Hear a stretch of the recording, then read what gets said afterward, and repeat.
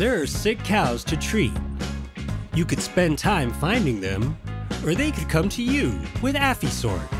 Fast, affordable, accurate. That's the power of AffiMilk.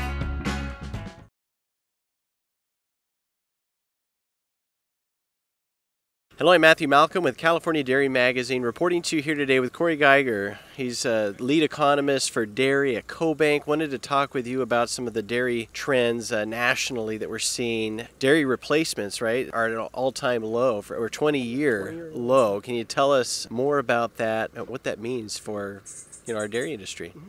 So USDA has a measurement. They track heifers that are 50 pounds or heavier. It's really a proxy for the number of animals, heifers, dairy heifers, that are going to come into the milking herd this coming year. So they released that data January 31st, and it's at a 20-year low, but even crazier, heifers have dropped 263,000 animals over the past year. And we're talking about it on the national level. In the national level. Of course, that's a big part of California being the largest dairy state, but this is across the country.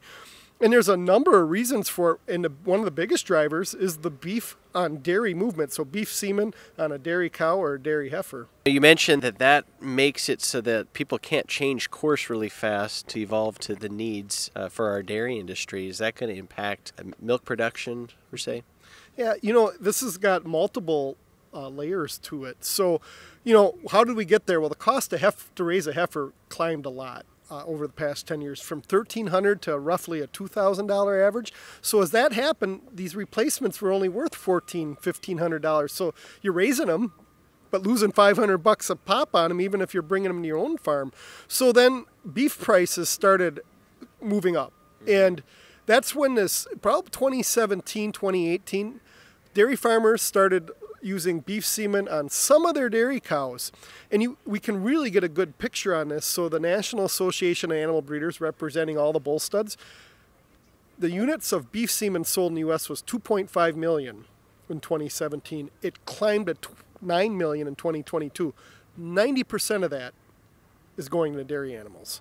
So Dale Warner, Texas Tech University, one of the leading experts on this beef on dairy movement, now estimates there's 3 to 3.25 million beef on dairy animals out there, and that's displaced heifer calves. The other thing that we can change that ratio, because the other part of your question there was, Matthew, how's this going to change replacements? How's this going to change milk production? So when I talk to my livestock friends that work in beef circles, I got to remind them that 90% of the dairy cows in this country are bred with AI. We're talking artificial insemination, not artificial intelligence.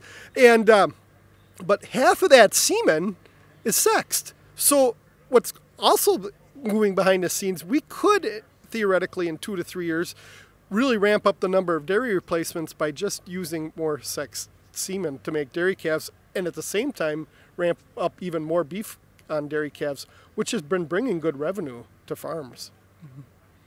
Well, there's some opportunities there for dairy producers in the future, so that's good to know. I mean, any final thoughts that you do want to take home? So, remember when we're talking about the dairy industry, every animal in the dairy industry has a second career, and it's beef. So, we're serving two markets, so it makes our industry really dynamic.